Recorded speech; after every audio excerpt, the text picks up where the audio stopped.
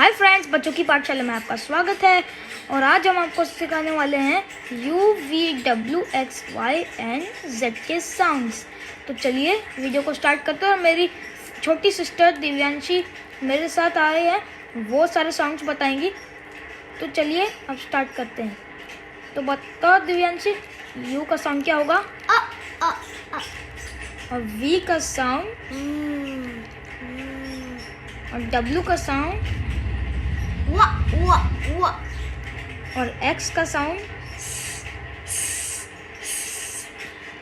और Y का sound, Z का साउंड। सो फ्रेंड्स, दिव्यांशी ने बिल्कुल सही साउंड्स निकाले हैं। और